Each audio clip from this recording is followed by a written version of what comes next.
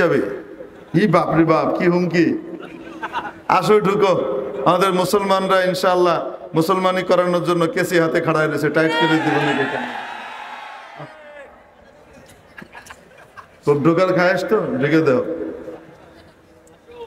আরো কত সাহস, ডুববার চায় আবার ব্রাহ্মণ বাড়িয়ে দিয়ে।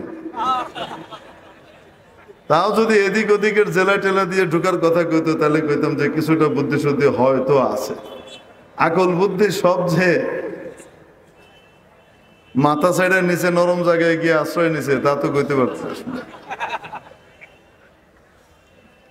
আল্লাহ তাআলা হেদায়েত করুক, বুঝদান করুক বলে আমিন। পাগল হয়ে গেছে, আসলে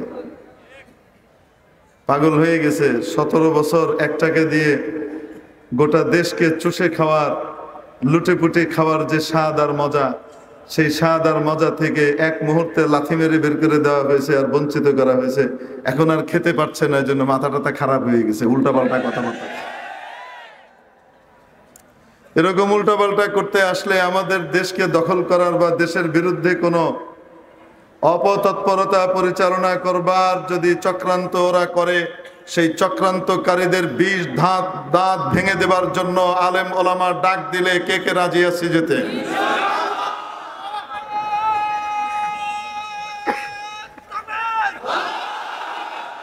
মেরে মুহতারাম দোস্ত,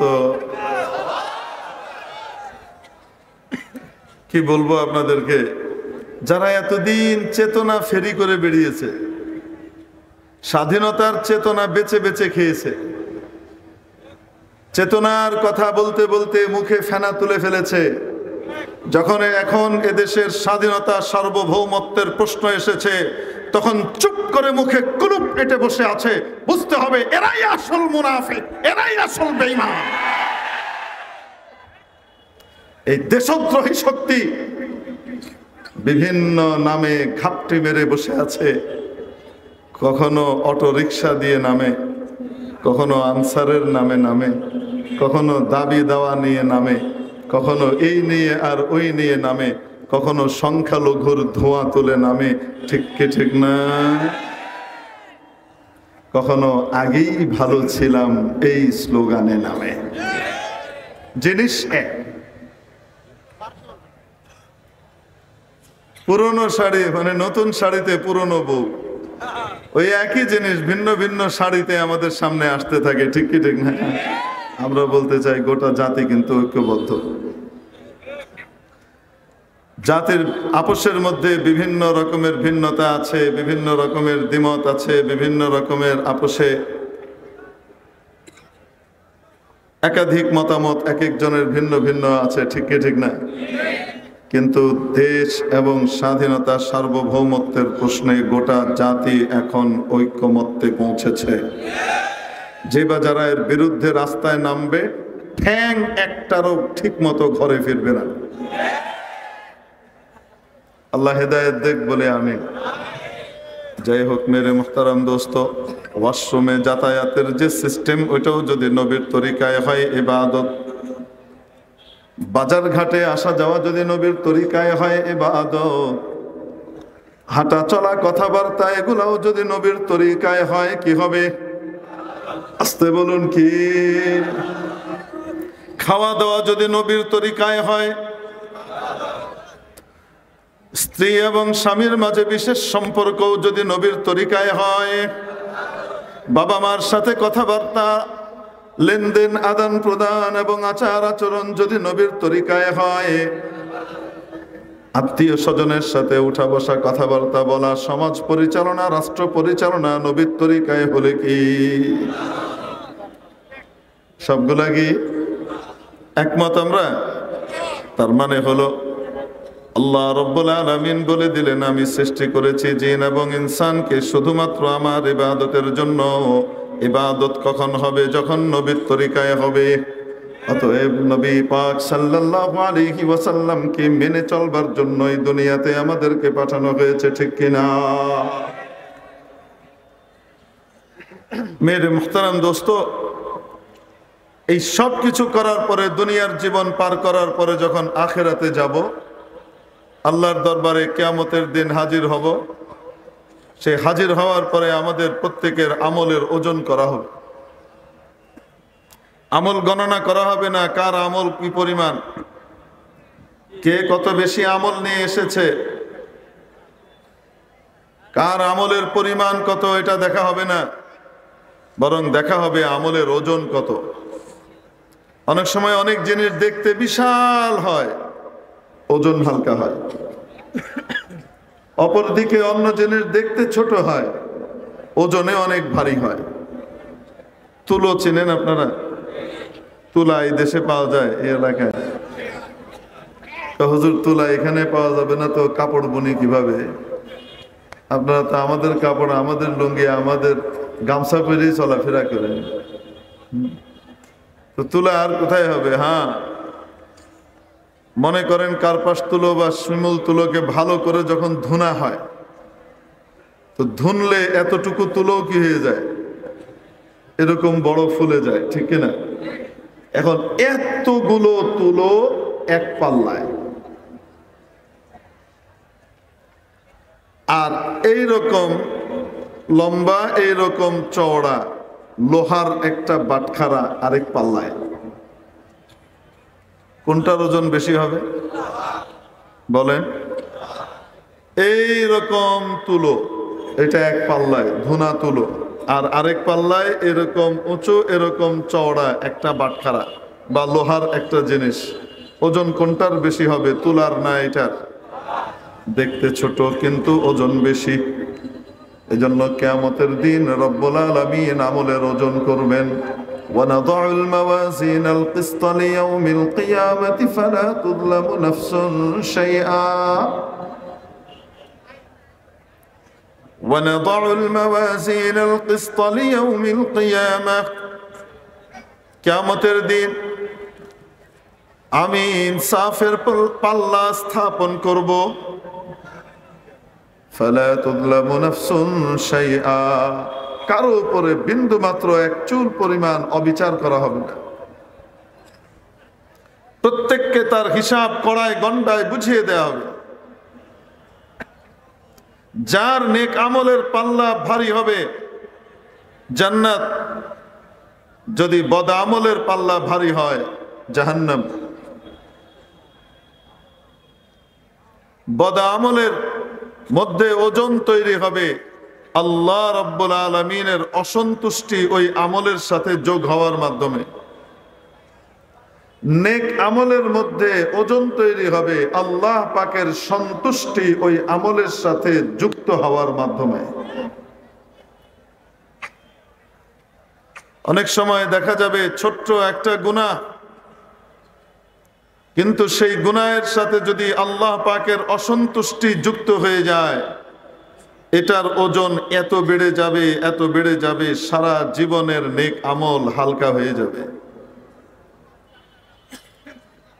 সহিহ বুখারীতে হাদিস এসেছে, যুকিরাত ইমরাতুন ইনদা রাসূলিল্লাহি সাল্লাল্লাহু আলাইহি ওয়াসাল্লাম বিকাসরাতি সালাতিহা ওয়া কাসরাতি সিয়ামিহা ওয়া কাসরাতি সাদাকাতিহা।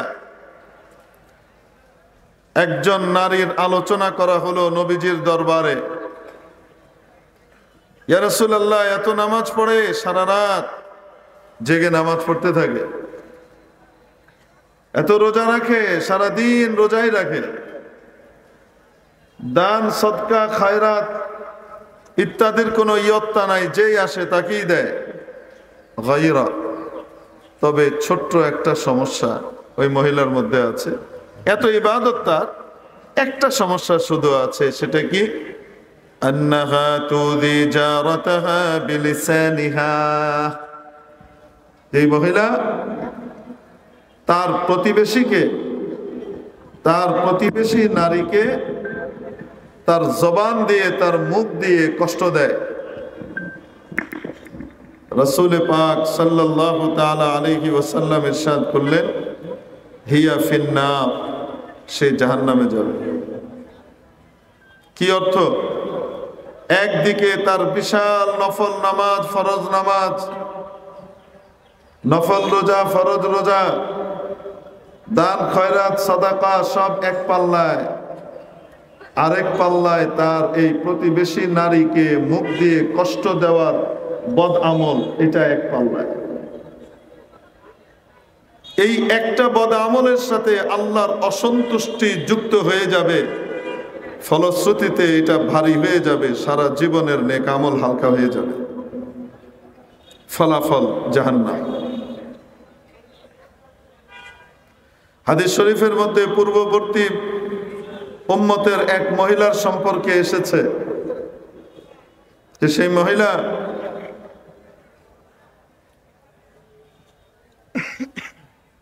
বড় ইবাদত গুজার, আবেদা, জাহিদা ছিল। খুব ইবাদত গুজার নারী হিসেবে প্রসিদ্ধি লাভ করেছিল। একটা বিড়াল পালতো। একবার বাড়ি থেকে বের হওয়ার সময় বিড়ালটাকে ভেতরে রেখে তালা মেরে দিয়ে চলে গেছে, দরজা জানালা বন্ধ করে। ভেতরে তার খাবারের ব্যবস্থাও করে যায়নি, তাকে ছেড়েও দিয়ে যায়নি যে সে বাইরে নিজের খাবার নিজে জোগাড় করে নেবে, এই ব্যবস্থাটাও করেনি।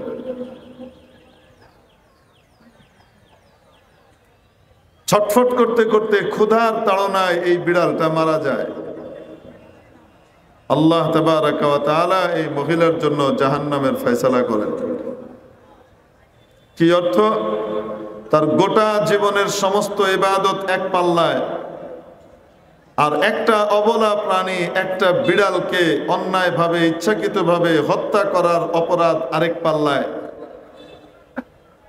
আল্লাহ তাআলার অসন্তুষ্টি ওই একটা অপরাধের সাথে যুক্ত হয়ে যাবে, ফলশ্রুতিতে সেটা ভারী হয়ে যাবে, নেক আমলের পাল্লা হালকা হয়ে যাবে, ফলাফল জাহান্নাম। ঠিক তার বিপরীতে কোন আমলের উপর যদি রব্বুল আলামিন সন্তুষ্ট হয়ে যান, খুশি হয়ে যান, তাহলে রব্বুল আলামিনের ওই সন্তুষ্টি কোন আমলের সাথে যুক্ত হওয়ার কারণে ওই আমলটা ভারী হয়ে যাবে, নেক আমলের পাল্লা ভারী হয়ে যাবে, জীবনের বড় বড় গুনাহগুলো হালকা। আমিও আল্লাহর মাখলুক, এই কুকুরও আল্লাহর মাখলুক। মাখলুক হওয়ার দিক থেকে, আমরা সৃষ্টি হওয়ার দিক থেকে আল্লাহর একই পরিবারের সদস্য। কুকুরের গুনাহ নাই, কিয়ামতের দিন হিসাব হবে না। আমার তো গুনাহ আছে, কিয়ামতের দিন হিসাব হবে। আল্লাহর এক মাখলুক কষ্ট পাচ্ছে, আমি একটু তার খেদমত করে যদি তাকে তার কষ্ট লাঘব করতে পারি, হয়তো আল্লাহ আমার উপর খুশি হবেন। এই মহিলা পানি উঠানোর জন্য যখন আশপাশে এবং নিচে তাকালো, কোনো বালতি নাই, মগ নাই, দড়ি নাই, কিচ্ছু নাই, পানি অনেক নিচে। এটা দেখে উনি নিজের পায়ের যে চামড়ার মোজা ছিল, সেই মোজাটাকে মগের মতো ব্যবহার করলেন। মাথার যে দোপাট্টা ওড়না ছিল, এই ওড়নাটাকে দড়ির মতো ব্যবহার করলেন। ওড়নার দড়ি দিয়ে চামড়ার মোজার মগকে দিয়ে নিচ থেকে পানি উঠাইলেন, উঠিয়ে এই কুকুরকে পান করালেন। কুকুরের পিপাসা লাঘব হলো, নিবারণ হলো। মহিলা চলে গেলেন নিজের গন্তব্যে, নিজের পথে। আল্লাহর কি কুদরত, ওই রাতে ওই মহিলার ইন্তেকাল হয়ে যায়। এই পাপিষ্ঠা দুরাচারী নারীর ইন্তেকাল হয়ে যায়। ইন্তেকালের পরে এরকম বাজে মহিলার জানাজায় কে আসবে? এলাকার গণ্যমান্য লোকজন, অন্য কেউ, সম্ভ্রান্ত কেউ আসে নাই। একান্ত তার নিকটাত্মীয় যারা, শুধুমাত্র তারাই আসলেন, যারা না আসলে না। কোনো মতে জানাজা পড়ে তাকে দাফন করে দেয়া হয়েছে, সবাই জানে তার আযাব হবে। আল্লাহ তাবারাকা ওয়া তাআলা ওই জমানার নবীর কাছে ওহী পাঠালেন, আমার এই বান্দি যদিও গুনাহের বিশাল ভান্ডার নিয়ে আমার কাছে এসেছে, বিশাল বোঝা নিয়ে এসেছে, কিন্তু ওই কুকুরকে পানি পান করানোর কাজটা আমার কাছে বড় পছন্দ হয়েছে। সে আমার সন্তুষ্টির জন্য একটা কুকুরকে পানি পান করিয়েছে, অন্য মাখলুকের দিকে সে খেদমতের হাত বাড়িয়ে দিয়েছে, আমার কাছে বড় পছন্দ হয়েছে। আমি তার উপর খুশি হয়ে তার সমস্ত গুনাহ মাফ করে জান্নাত দিয়ে দিয়েছি। অর্থ হলো তার সারা জীবনের পাপ রাশি এবং গুনাহগুলো এক পাল্লায়, গোটা পৃথিবীর কাছে যা অমার্জনীয় অপরাধ, আল্লাহর কাছেও যা অমার্জনীয় অপরাধ, সেগুলোও এক পাল্লায়। আর অপরদিকে ছোট্ট একটা নেক আমল, কুকুরকে পানি পান করানো, এক পাল্লায়। কুকুরকে পানি পান করানোর আমলের সাথে আল্লাহর সন্তুষ্টি যুক্ত হয়ে যাওয়ার ফলে এটার ওজন এত বেড়ে গেছে, এত বেড়ে গেছে, এত বেড়ে গেছে, সমস্ত বিশাল গুনাহের পাল্লা হালকা হয়ে গেছে, জান্নাতের ফয়সালা হয়েছে। মহাকবি ফেরদৌসী পারসিকদের বড় কবি ছিলেন। তার জগৎ বিখ্যাত রচনা হলো শাহনামা। এই শাহনামার মধ্যে পারসিকদের বিজয় গাথা, বিভিন্ন বড় বড় ঘটনা, দুর্ঘটনা, ঐতিহাসিক বিষয়াবলী এবং সম্রাটদের গুরুত্বপূর্ণ আচার আচরণ এবং ঘটনাবলী উনি কাব্যের আকারে রচনা করেছেন। এক বিশাল ইতিহাস, পারসিকদের মহাভারত বলা যেতে পারে, কাব্যের আকারে রচনা করেছেন। এত বড় কবি, জাতীয় পুরস্কার কোনোটা বাদ নাই, সব পেয়েছেন। সরকার জাতীয় পুরস্কার সবগুলাই দেয় কাকে? যার উপরে নাখোশ। কার উপরে খোশ থাকে? যে তেল ঠিক মতো মারতে পারে, ঠিক না? তেল ঠিক মতো মারতে না পারলে যতই যোগ্যতার অধিকারী হন, আপনার কপালে পুরস্কার কিন্তু জুটবে না। অবাস্তব না বাস্তব? একটা দুইটা পুরস্কার জুটে যেতে পারে, সেটা সরকার মাঝে মাঝে বিভিন্ন হেকমতে মানুষজনকে ঠান্ডা করার জন্য, বোঝাবার জন্য, পিতলা খাতির দেখানোর জন্য দিয়ে দেয়। তো একটা দুইটা না, সব যদি কারো কপালে জুটে তাহলে বুঝতে হবে সরকারের সাথে তার ভালো সখ্যতা আছে। মারা গিয়েছে, মারা যাওয়ার পরে আল্লাহর দরবারে হাজির করা হয়েছে। কেউ স্বপ্ন দেখছে ফেরদৌসীকে, কোন স্বপ্ন আল্লাহর পক্ষ থেকে মেসেজ হয়ে থাকে, কোন স্বপ্ন শয়তানের পক্ষ থেকে হয়। যদি শরীয়ত বিরোধী, কোরআন সুন্নাহ বিরোধী কোনো স্বপ্ন আসে আর সেটার আদেশ করা হয়, তাহলে বুঝতে হবে এটা শয়তানের পক্ষ থেকে। কোন স্বপ্ন পেটের মধ্যে গ্যাস আর অম্বল হওয়ার কারণে, হরমোনের ইমব্যালেন্সিভ পজিশনের কারণে অনেক সময় মস্তিষ্ক তাকে কি করে, একটা অদ্ভুত জিনিস দেখায়। কোন স্বপ্ন হয় সারাদিন যেটা চিন্তা ফিকির করেছে সেইটাই মস্তিষ্ক তার সামনে একটা সুন্দর চিত্রের আকারে পেশ করে দেয়।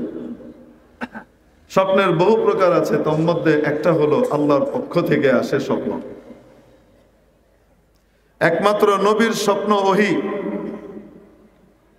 নবী ছাড়া অন্য কারো স্বপ্ন ওহী নয়।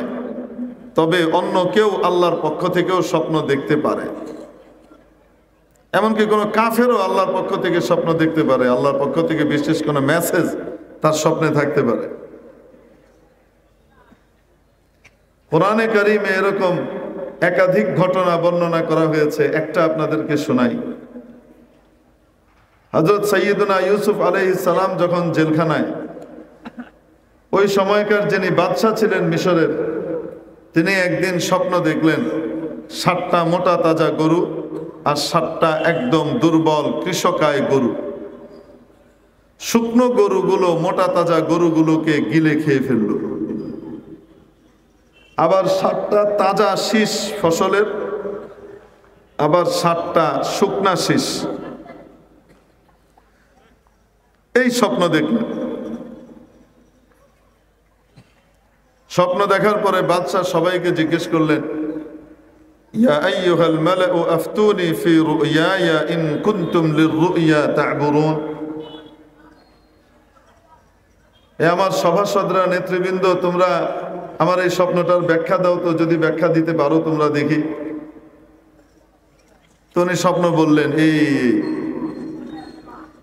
এরা সম্মিলিত ভাবে বলল, আদগাসু আহলাম, এটা একটা ফালতু স্বপ্ন, খামাখা স্বপ্ন, অর্থহীন স্বপ্ন, এগুলো অর্থ নেই। কেন? অযৌক্তিক। একটা হলো গরু গরুকে খায় না, আর এখানে দেখাচ্ছে 7 গরুকে খেয়ে ফেলছে। এটা হলো এক অযৌক্তিক বিষয়। আবার দ্বিতীয় অযৌক্তিক বিষয় হলো, যদি গরু গরুকে খায় এটা কিছুক্ষণের জন্য ধরেও নেই, তাহলে মোটা তাজা গুলা, অস্ট্রেলিয়ান গুলা বাংলাদেশি দুর্বল গুলাকে খেয়ে ফেলবে। বাংলাদেশি দুর্বল দেশি গরু এটা অস্ট্রেলিয়ান মোটা তাজা বুত্তা মারাকে খেয়ে ফেলছে। এটাও তো আরেক অযৌক্তিক। তো এই জন্য এরা বলে দিল এটা একটা ফালতু স্বপ্ন, অর্থহীন স্বপ্ন, এটা কোনো অর্থ নাই। বাদশাহ বললেন, আমি তো স্বপ্নচারী বাদশাহ না যে আমি স্বপ্নবাজ, খালি স্বপ্ন দেহে বেড়াই, আর 40 বছর 30 বছর পরে ব্রিজ হয়ে যাবে ওটাও আমার স্বপ্ন, টানেল হয়ে যাবে ওটাও আমার স্বপ্ন, কিছুদিন পরে কর্ণফুলী টানেল হবে সেটাও আমার স্বপ্ন, পদ্মার উপরে ব্রিজ হবে সেটাও আমার স্বপ্ন, যমুনার উপরে এরশাদ মিয়া ব্রিজ করবে সেটাও আমার স্বপ্ন। এই টাইপের স্বপ্ন দেখে তো আমি বড় হই নাই, আমি তো বাস্তবের উপরে চলি। আমি স্বপ্ন টপ্ন কম দেখি, নিশ্চয়ই এটার কোনো মিনিং আছে, অর্থ আছে। তেমন কি করা যায়? কেউ অর্থ বলতে পারছে না। বাদশার দরবারে যে জুসার ছিল, বাদশাকে জুস বানিয়ে খাওয়াতো, এই লোক নিজের একটা স্বপ্ন ইউসুফ আলাইহিস সালামকে জেলখানায় থাকতে সে বলেছিল। এই লোক জেলখানায় ছিল কিছুদিন। ওই স্বপ্নের ব্যাখ্যা ইউসুফ আলাইহিস সালাম যা দিয়েছিলেন হুবহু তা বাস্তবায়িত হয়েছে।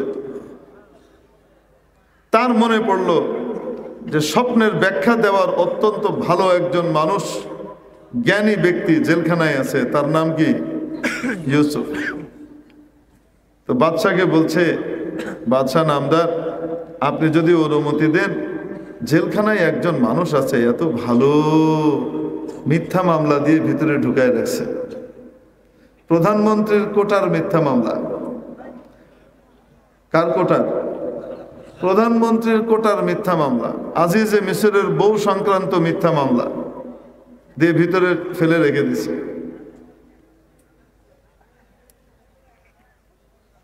প্রধানমন্ত্রীর কোটার মামলা যদি তৈরি হয় মিথ্যা মামলা, তো সেটার খালাস দেওয়ার মতো ক্ষমতা অধস্তন নিম্ন আদালতের আছে, সে বেচারা কই থেকে দিবে? তারপরে যদি 17 বছরের 16 বছরের ফেরাউনি শাসন হয়, তো তাহলে ইচ্ছা করে ন্যায় বিচার করতে চাইলেও তো সাহস করবে না, কারণ গাড়ের উপরে কল্লা তো কয়টা? একটা। এরকম দাঙ্গাবাজ সন্ত্রাসী দল, যেই দল কথায় কথায় মানুষ মারে, আবার সংখ্যালঘু নির্যাতনের দায় অন্যের ঘাড়ে চাপায়, নিজেরা বিশ্বজিৎকে প্রকাশ্য দিবালোকে কুপিয়ে হত্যা করে, ঠিক কি ঠিক না? দিবালোকে বিশ্বজিৎকে যখন কুপিয়ে হত্যা করা হলো, তখনকার সন্ত্রাসী পার্টি যখন হত্যা করলো, সেই হত্যার সময় কিন্তু সংখ্যালঘুদেরকে ইসকনকে মাঠে নামতে দেখা যায় নাই। এখন কেন নামো? তার মানে বোঝা গেল সংখ্যালঘুর নিরাপত্তা মূল বিষয় নয়, মূল বিষয় অন্য কিছু। দাল মে কুছ কালা হ্যায়। যতই চিল্লাও লাফাল মারো, এই দেশে ইনশাল্লাহ আর কোনদিন আধিপত্যবাদী দিল্লির দালালি চলবে না।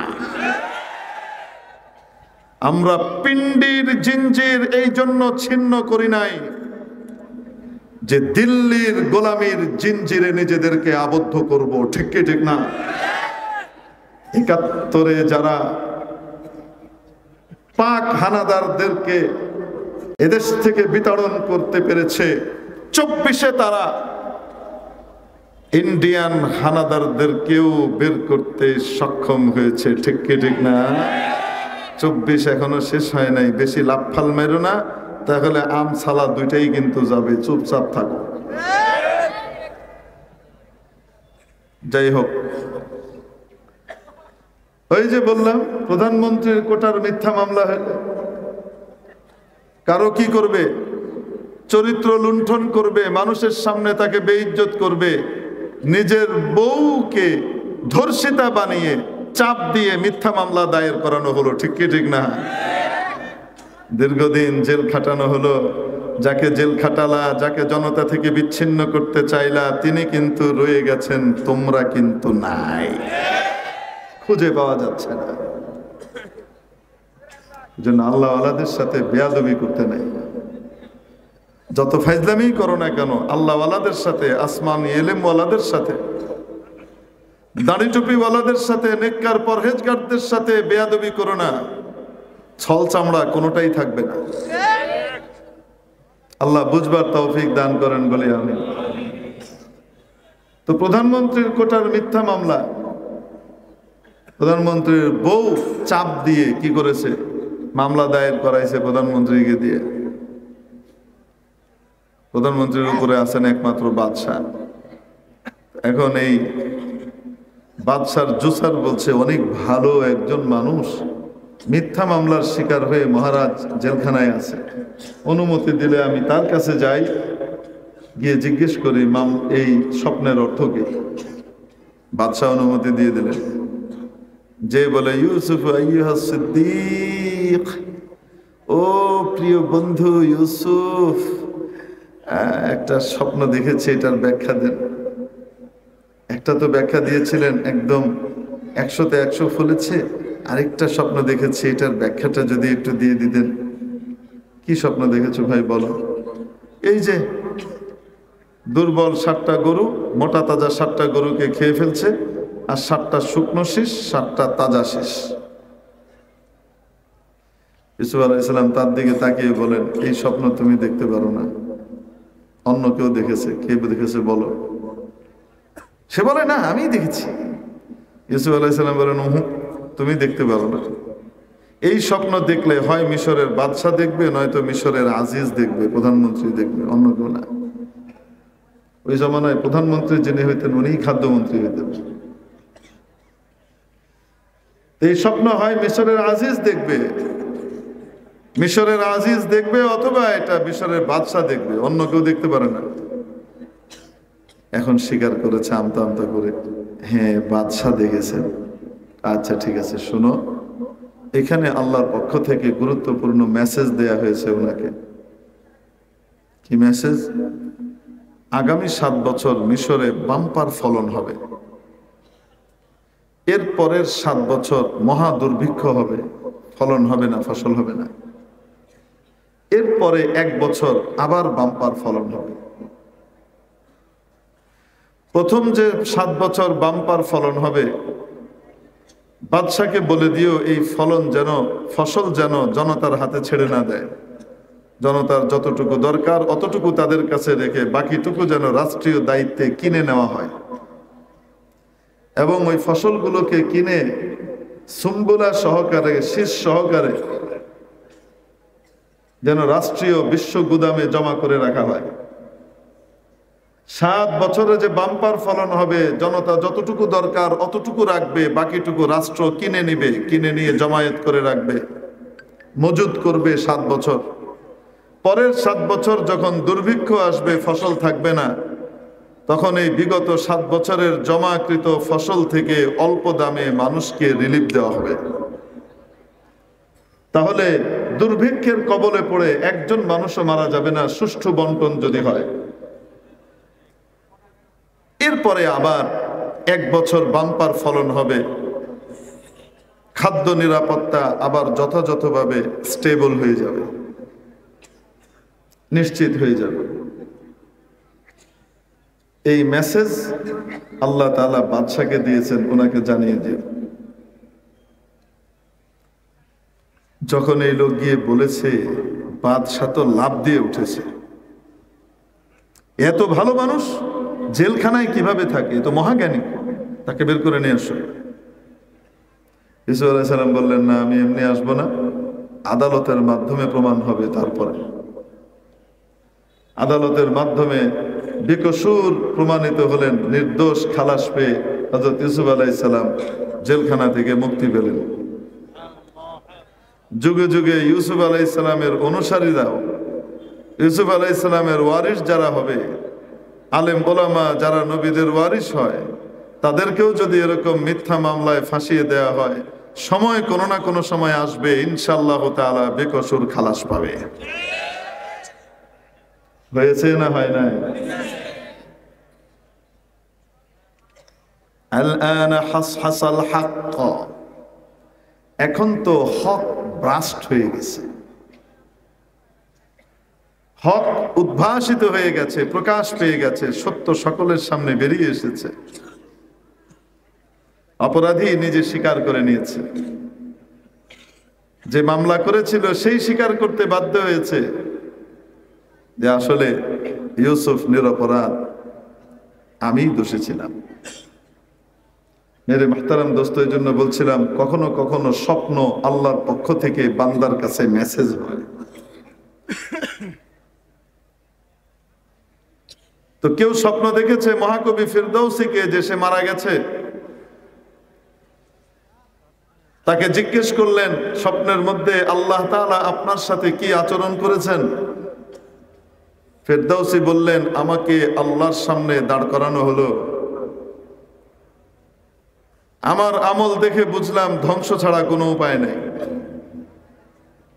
আল্লাহ পাক আমাকে বললেন, ফিরদৌসী, তোমার দুটো লাইন আমার কাছে সংরক্ষিত আছে, যেটা তুমি শুধুমাত্র আমার সন্তুষ্টির জন্য, আমার কৃতজ্ঞতায় বুঁদ হয়ে লিখেছিলা, কোন পুরস্কার পাবার জন্য নয়, রাষ্ট্রীয় সম্মাননা পাবার জন্য নয়, কারো বাহবা কুড়াবার জন্য নয়, বরং শুধুমাত্র আমার সন্তুষ্টির জন্য লিখেছিলা। ওই দুটো লাইন আমার কাছে জমা আছে, এই দুটো লাইন আমার কাছে এত পছন্দ হয়েছে, এটার উসিলায় তোমার সমস্ত গুনাহ মাফ করে দিলাম। সিতাইশ কুনম ইজাদে পাকেরা, সিতাইশ কুনম ইজাদে পাকেরা, কে গোয়া ওয়াবিনা কুনদ খাকেরা, বমরে দেহাদ মালাস নারাহে শের, বমরে দেহাদ মালাস নারাহে শের, কুনদ পুষ্যাবর পেলে জঙ্গে দলের। এই দুটো লাইন আমার কাছে এত পছন্দ হয়েছে, এই দুই লাইনের উসিলায় আমি তোমার সব মাফ করে দিলাম। অর্থাৎ ছোট্ট একটা নেক আমল আল্লাহর জন্য করেছিলেন, সেই নেক আমলটার সাথে মাওলার সন্তুষ্টি লেগে গেছে, এটার ওজন এত বেড়ে গেছে, সারা জীবনের গুনাহগুলো হালকা হয়ে গেছে। এজন্য গুনাহ যত ছোট হোক করব না, কারণ বলা যায় না ওই ছোট গুনাহটার সাথে আল্লাহর অসন্তুষ্টি যুক্ত হয়ে যেতে পারে, ওটার ওজন এত বেড়ে যাবে জীবনের সমস্ত নেক আমল বরবাদ। আবার নেকি যত ছোট হোক না কেন ছাড়বো না, বলা যায় না এই ছোট্ট নেকিটার সাথে আল্লাহর সন্তুষ্টি সংযুক্ত হয়ে যাবে, ফলশ্রুতিতে এটার ওজন এত বেড়ে যাবে জীবনের সমস্ত গুনাহগুলো হালকা হয়ে যাবে। আল্লাহর সন্তুষ্টি নেক আমলের সাথে যুক্ত কিভাবে হয়? নেক আমলের সাথে আল্লাহর সন্তুষ্টি যুক্ত হবার জন্য যে প্রধান শর্ত, সেটি হলো আল্লাহর নবীর তরিকায় হওয়া। শুধুমাত্র আল্লাহর জন্য এবং আল্লাহর নবীর তরিকায়। কার তরিকায়? আল্লাহর নবীর তরিকায় যদি কোনো আমল হয়, নবীজির সুন্নত গুলো আল্লাহর কাছে এত প্রিয়, এত প্রিয়, যে কেউ সুন্নত তরিকায় আমল করে তার আমলের সাথে আল্লাহর সন্তুষ্টি যুক্ত হয়ে যায়।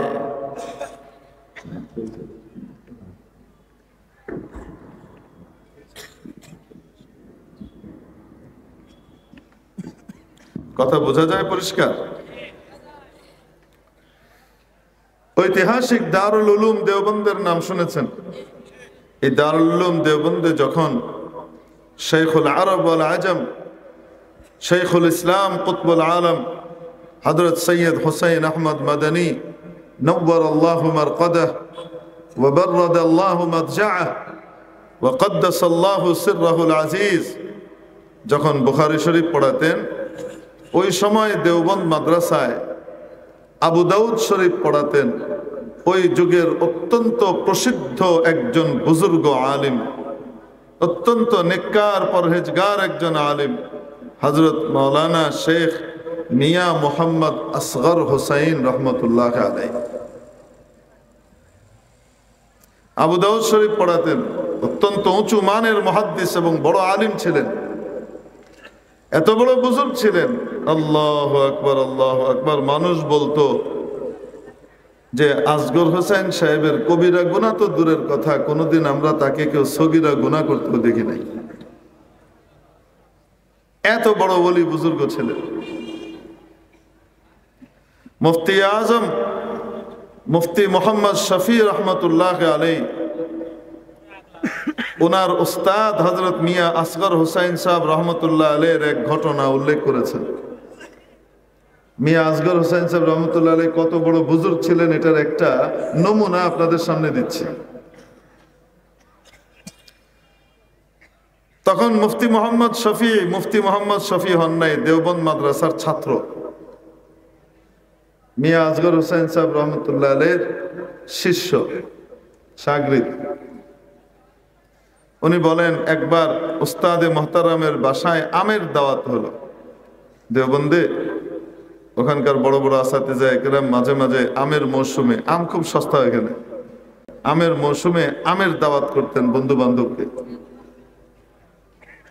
বড় আলেম হলে ওরকম বড় বড় আলেমদেরকে দাওয়াত করে নিয়ে আসতেন, এনে এখানে আমের দাওয়াত হতো। এটা বলা হয়তো আম চুস না, মানে আম আস্ত আম থাকে, ছিলে ছিলে যার যার মতো কি করতে থাকে, খেতে থাকে। বালতির পর বালতি, মানে গামলার পর গামলা আম রাখা থাকে, যার যত মন চায় খাও।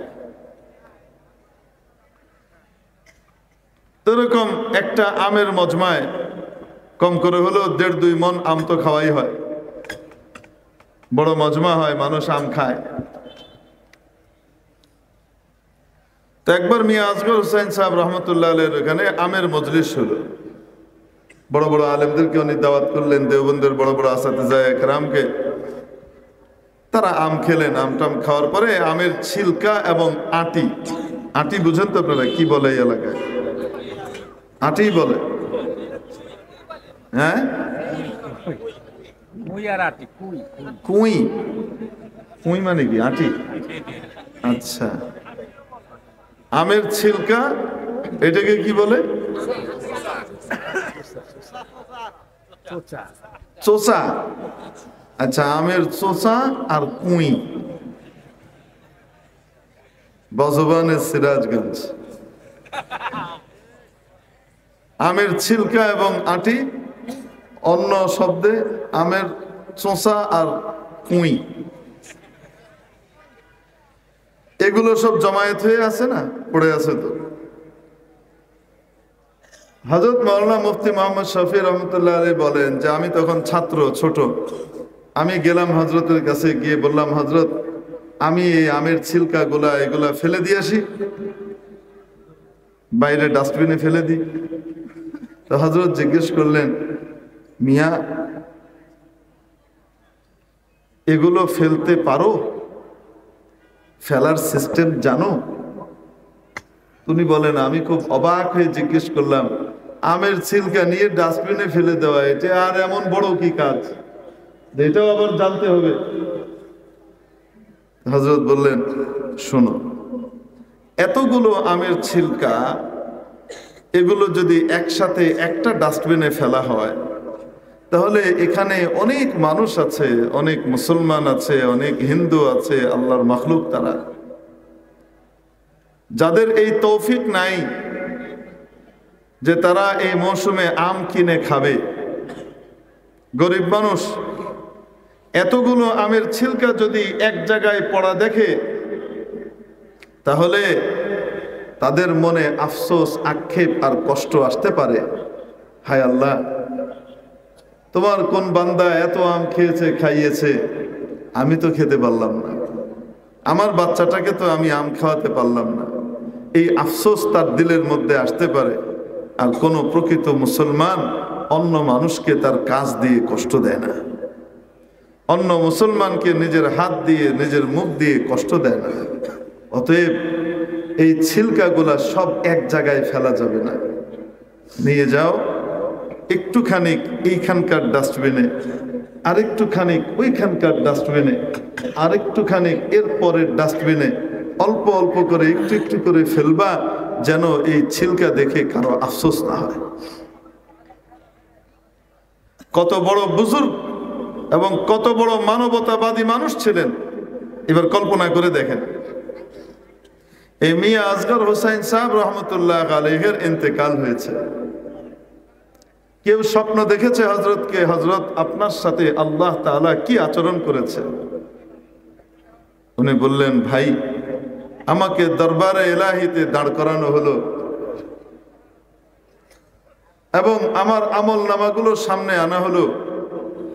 আল্লাহ তাবারাকা ওয়া তাআলা বললেন, আসগর, একটা আমলও তো দেখছি না যেটা কবুল হতে পারে।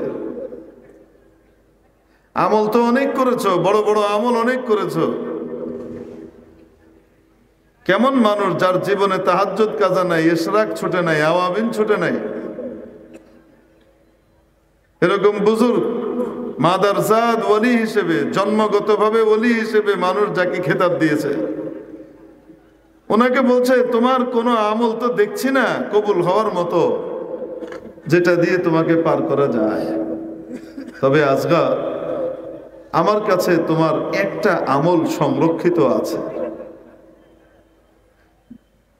যে আমলটা আমার হাবিবের সুন্নত হওয়ার কারণে তুমি আজীবন করে গেছো, কখনো ছাড়ো নাই। সেটা হলো, আমার হাবিবের একটা সুন্নত ছিল, খাবার সামনে আসলে পছন্দ হলে খেতেন, অপছন্দ হলে খেতেন না, কিন্তু খাবারের কোনো সমালোচনা করতেন না।